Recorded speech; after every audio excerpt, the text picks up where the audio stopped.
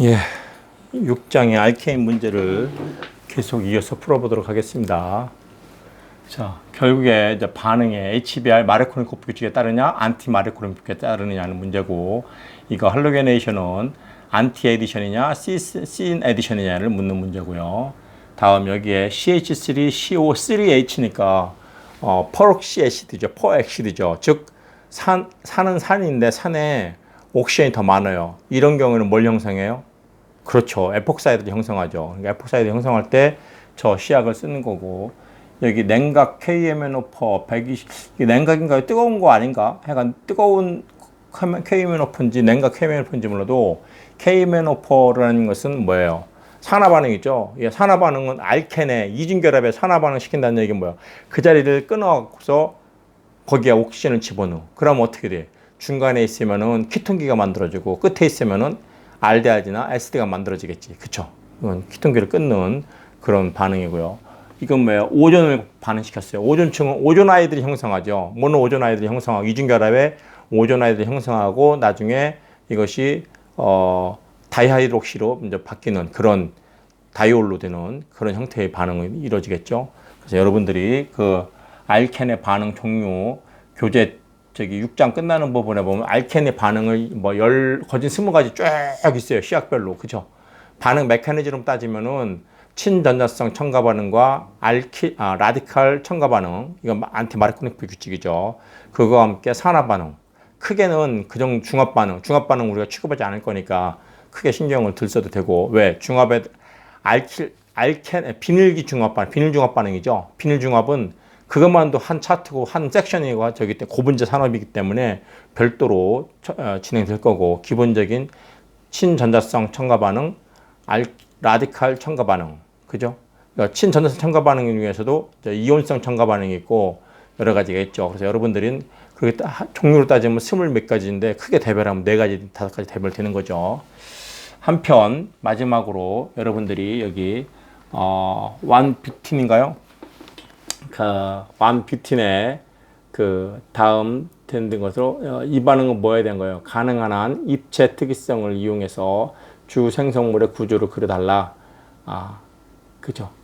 이건 뭐야? 완뷰틴의 2당량의 HCl에 있으면 3중결합이 있는 화합물에 1당량이면은 CL이 들어가서 알케인이 남고 그 알케인에 또 한 번 1당량을 더 더하기 때문에 2당량이 필요한 거죠. 3중결합에는. 그래서 2당량이 들어갔을 때 HCl 반응은 안티에디션을 가기 때문에 결국에는 똑같아요. 안티에디션은 2번 가기 때문에 결국에는 4군데 다 반응 형태가 비슷한 같은 개념으로 갑니다.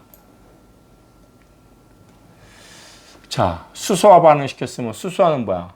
씬 타입으로 에디션 돼 있죠. 씬 타입으로. 그래서 한번 씬 타입이 가고 또 다음번 씬 타입이 가는 그런 형태가 되는 거고, 여기 이제 소디움 아미드가 있는 경우에 소디움 아미드가 있는 경우에는 또 달라지죠. 그런 경우를 이제 보는 거고, 이거는 이제 오존을 물과 수화 반응으로 처리하는 건데, 이런 경우에 반응이 어떻게 되는 것이냐? 우리 이제 반응 설명을 했습니다.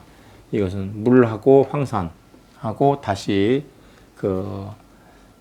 했는데, 이것도 여러분들이 안티 에디션과 마르코니코프 규칙에 따라서 어떻게 이동할 것이냐, 안티 마르코니코프 규칙에 따라 이동할 것이냐.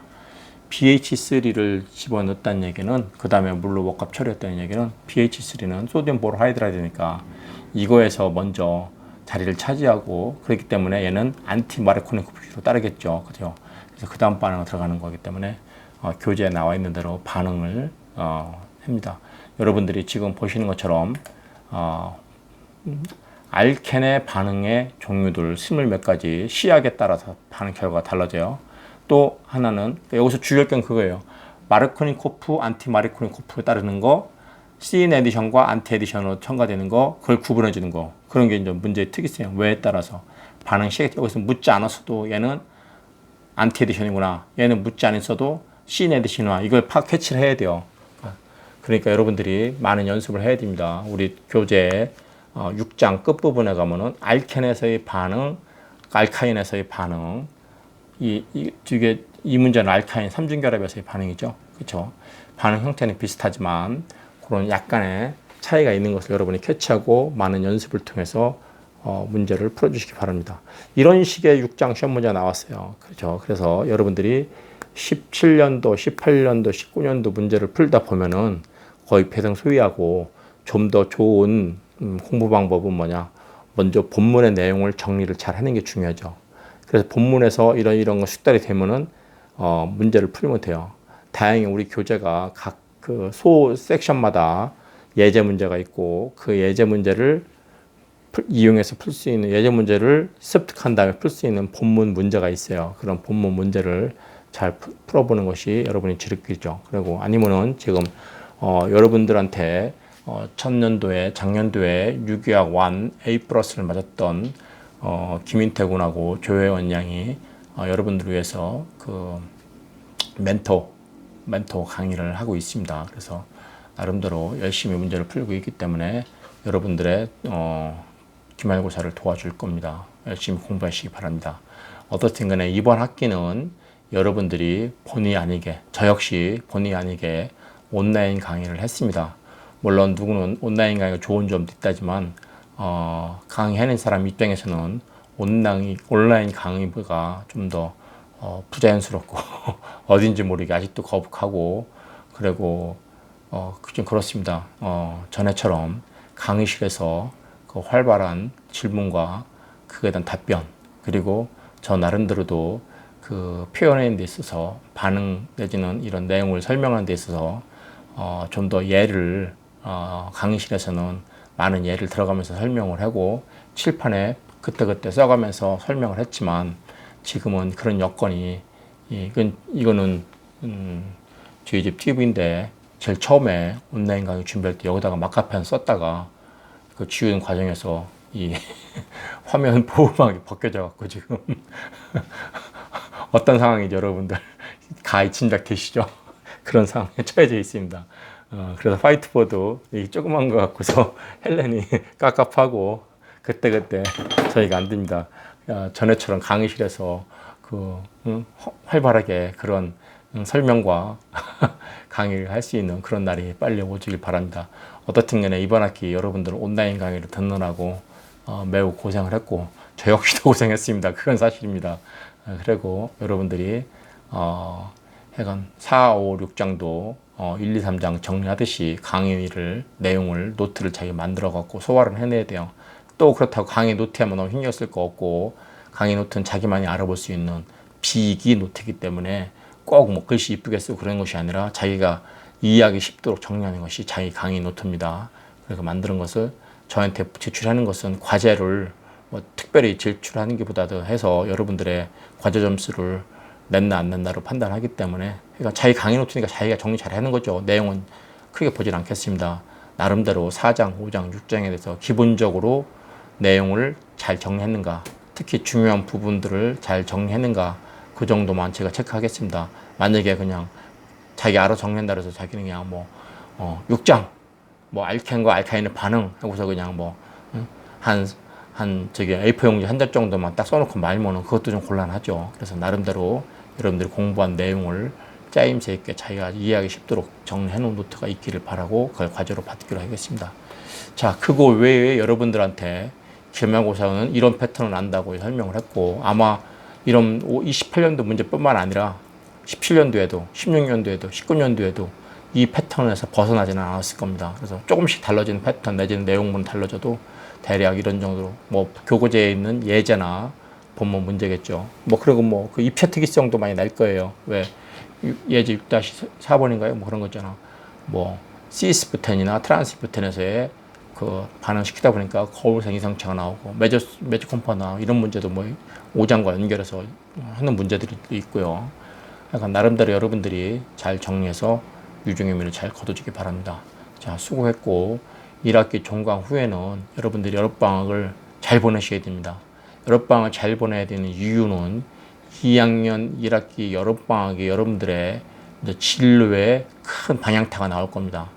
2학년 1학기 여름방학을 특히 영어를 얼마큼 했느냐에 따라서 자기가 나중에 어딜 가든 도움이 될 거고 지금 여러분들이 이제 대학 수학하고 일반 수학, 공업 수학을 배우실 텐데 수학에 자신이 있는 사람들은 이제 좀 더 그 화학공학적인, 계산적인, 수학적인 요소가 많은 공학 경영으로 나갈 거고, 그렇지 않은 사람들도 공업화학 쪽에 계열로 많이 나가는데, 지금 현재 우리나라 실정이 어떻게 돼 있어요?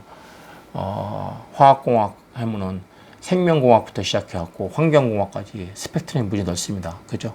지금 배우는 분야가 화학공학은 우리 학교뿐만 아니라 서울대나 고대나 연대나 아니면 카이스트나 뭐 인하대든 마찬가지든 뭐 화공생명공학부 아니면 생물화학공학부 뭐 등등 해서 상당히 넓은 범위의 일을 하고 있습니다.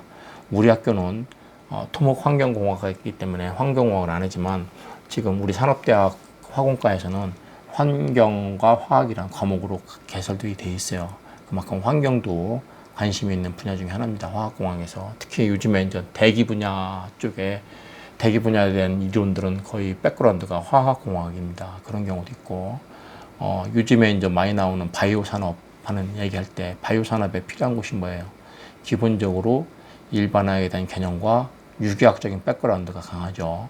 그 유기학적인 백그라운드 여러분이 알다시피 우리 교재 14장 뒷부분이 뭐야? 바이오.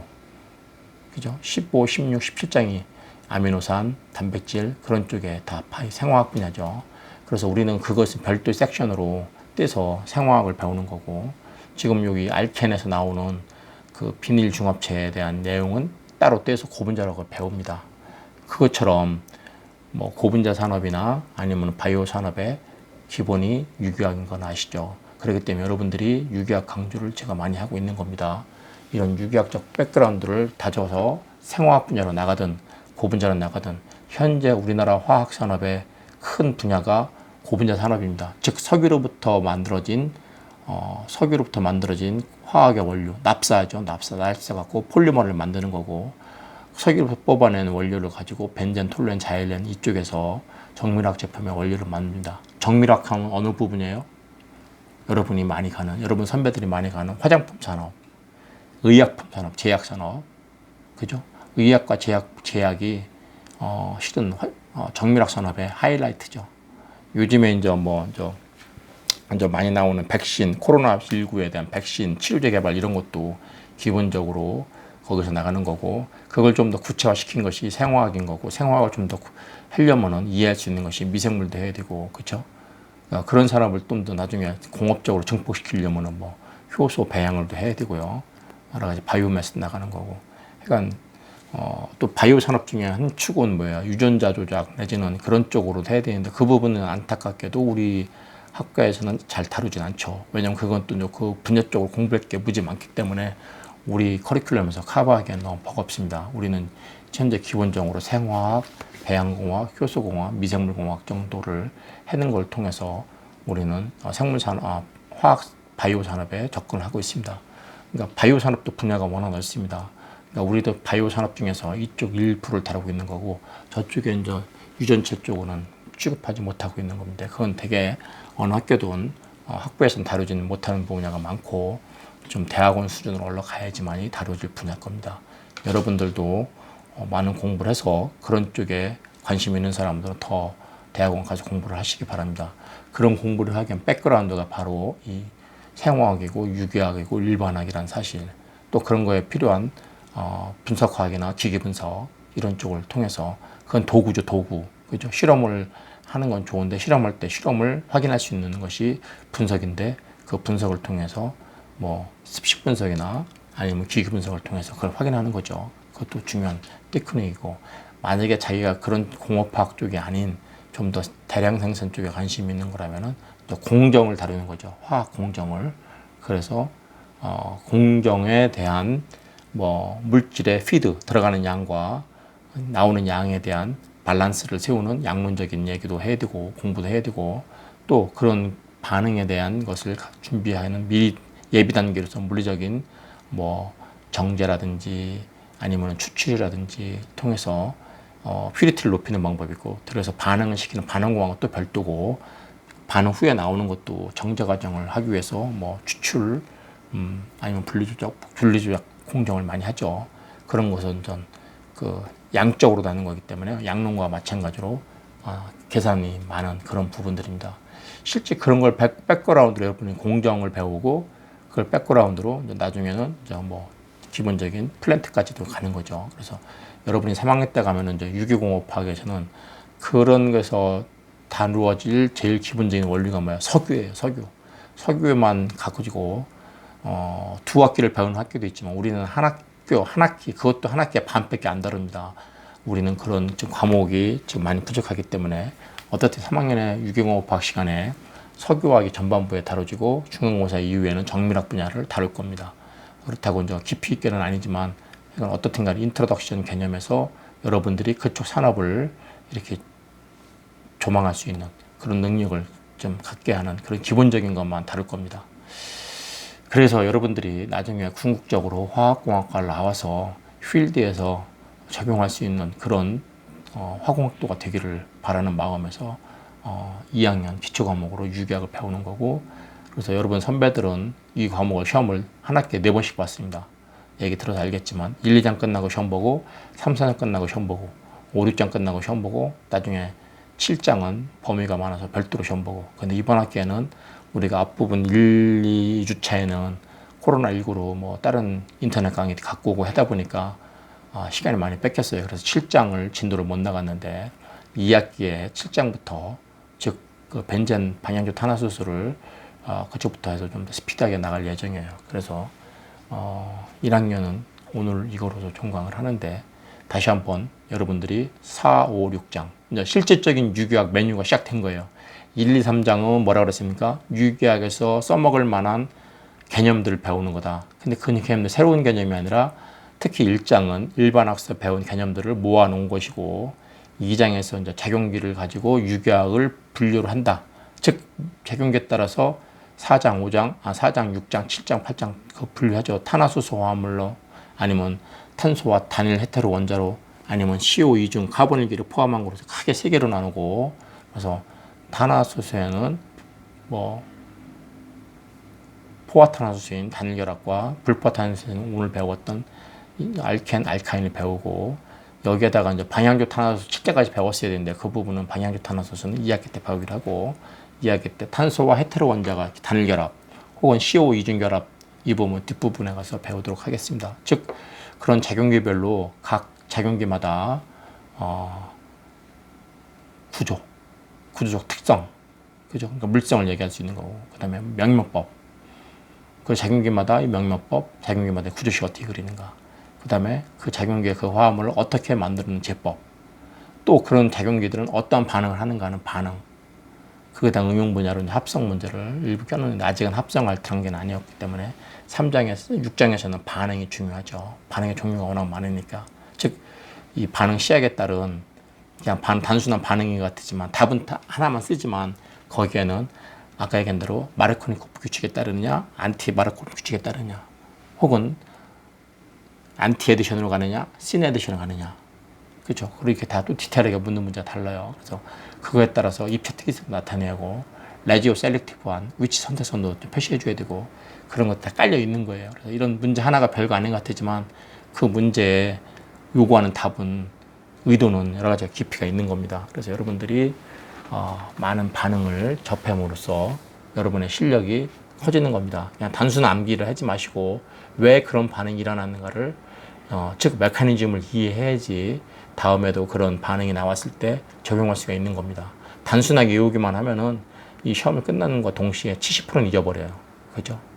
메커니즘을 해도 50% 잊어버리는데 그렇게 하면은 뭐 80%, 90% 잊어버립니다. 그렇기 때문에 메커니즘 공부를 하는 것이 나중에 복귀, 혹시 그런 문제 또 봤을 때 바로 되살릴 수 있는 능력이 됩니다.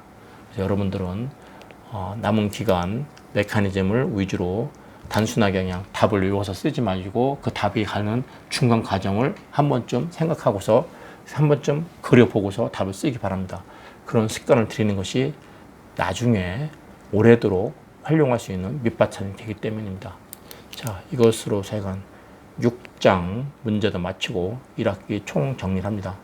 여름방학 자기 앞으로 남은 여러분들이 남은 한 몇십 년이야, 한 70년, 80년 남은 인생에서 100세 시대를 가는 그 와중에 여러분들이 해야 될 초속은 2학년 여름방학 어떻게 보내느냐 하는 문제가 달려 있으니까 영어 공부 열심히 하고 계시고 전공 공부는 솔직히 말해서 해란 말 안 하겠습니다. 여러분들이 긴 호흡을 하기 위한 장래에 필요한 영어나 아니면은 자기가 필요한 것을 선정해 갖고서 특히 이제 책도 많이 읽고 그리고 건강에 있다가 이야기 때 보도록 하겠습니다. 이상.